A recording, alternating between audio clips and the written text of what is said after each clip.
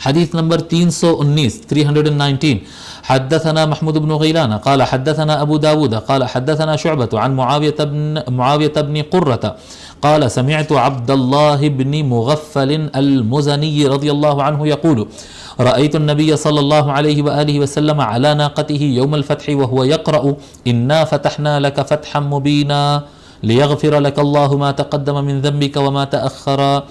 حضرت عبداللہ ابن مغفل رضی اللہ تعالیٰ عنہ روایت فرماتے ہیں کہ میں نبی اکرم صلی اللہ علیہ وآلہ وسلم کو فتح مکہ کے موقع پر دیکھا جب وہ اپنی اونٹنی پر سوار تھے. جب مکہ فتح ہوا سرکار مکے میں داخل ہو رہے تھے اونٹ پر بیٹھ کر, اور وہ اونٹ جب داخل ہو رہا تھا میں نے حضور کو دیکھا وہ اونٹ پر سوار تھے اور وہ تلاوت کر رہے تھے. کیا تلاوت کر رہے تھے؟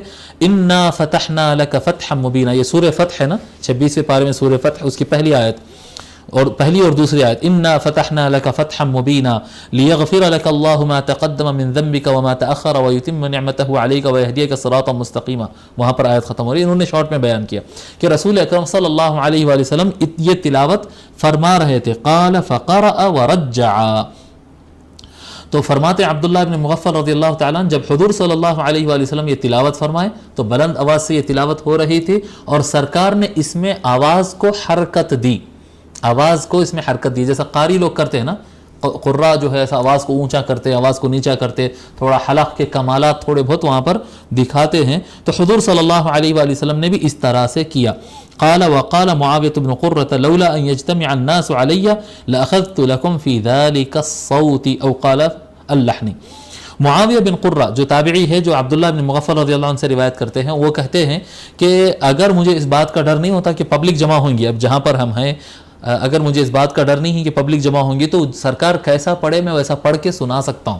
یعنی وہ جو لحن جو جس ڈھنگ سے سرکار پڑھے تھے بڑی آواز میں اچھے لحن سے, میں بھی اس طرح سے پڑھ کے تم کو سنا سکتا ہوں, مگر اس بات کا ڈر ہے کہ لوگ جمع ہوں گے, کیونکہ اگر لوگ جمع ہوں گے تو کوئی تائید کرے گا, کوئی مخالفت کرے گا, کوئی بولے گا کہ اس طرح سے کرنا جائز ہے, کوئی ناجائز ہے, اور غیر ضروری جو ہے شہرت والے کام ہوں گے. تو یہ چیز میں نہیں چاہتا, اس لیے میں نہیں سنا رہا ہوں, ورنہ میں سنا سکتا کہ سرکار کیسی آواز سے پڑھے تھے یا سرکار کیسے لحن سے پڑھے تھے. اب اس کے بارے میں 2-3 باتیں ہیں. یعنی سرکار صلی اللہ علیہ وآلہ وسلم بڑی آواز سے لحن سے حرکت دے کر پڑھے, اس کے بارے میں بتاؤں. بعض علماء اس میں یہ لکھے ہیں کہ سرکار صلی اللہ علیہ وآلہ وسلم اس طرح سے آواز کو حرکت دیتے ہوئے تلاوت نہیں کرتے تھے. وہ آواز بلند اور صاف آواز میں سرکار پڑھ رہے تھے, اور آواز کی حرکت اس لیے ہو رہی تھی کیونکہ اونٹ چل رہا تھا. سرکار اونٹنی پر سوار تھے اور اونٹ چل رہا تھا, جی اونٹنی چل رہی تھی. تو اونٹ کے چلنے سے آپ کو پتا ہے کار میں جیسا بیٹھ کر جاتے ویسا تو چلتی نہیں اونٹنی تو حرکت کرے گی اس طرح سے.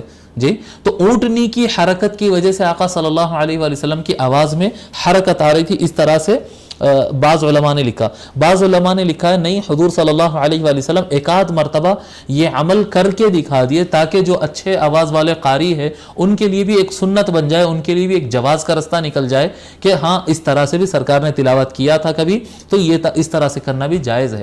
ورنہ عام طور پر کیا ہوتا ہے کہ قراء حضرات میں جو ہے ریاکاری آ جاتی ہے, اور ان کا خیال قرآن سے اور سرکار سے, اللہ سے اور رسول سے ہٹ کر صرف میں کتنا اچھا پڑھا اور لوگ مجھے کتنا دیکھ رہے ہیں. اور سرکار اس میں کافی وعیدیں فرمائیں, کافی یعنی فرمائے ہیں کہ بڑا عذاب ہوگا اور یہ ہوگا ایسے افراد کو جو صرف اپنی ریاکاری کے لیے قرآن کی تلاوت کرتے ہیں اور لمبی قراتیں اور شاندار اپنا پیش کرتے ہیں, چاہے وہ قرآن کا علم پیش کریں یا قرآن کی اچھے لحن پیش کریں. تو اس طرح سے ہو جاتا ہے, اس لیے جو ہے سرکار نے وعیدیں دی ہیں.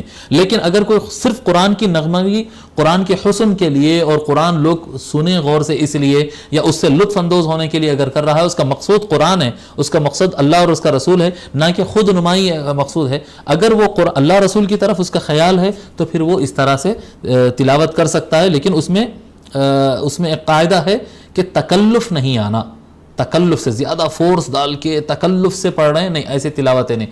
تلاوت میں معنی مقصود ہوتا نا, تو جو اچھی آواز بنا تکلف کے آرام سے آپ کر سکتے ہیں, نکال سکتے ہیں, اس طرح سے کرنا چاہیے. اور آواز کو اچھی کرنے کے لیے اور قرآن کو اچھے ڈھنگ سے پڑھنے کے لیے مشق کرنا یہ بہت اچھی بات ہے. مشق کرنا چاہیے, مشق کرنا چاہیے, اور جس وقت تلاوت کرے تاکہ وہ اچھی آواز سے تلاوت ہو سکے.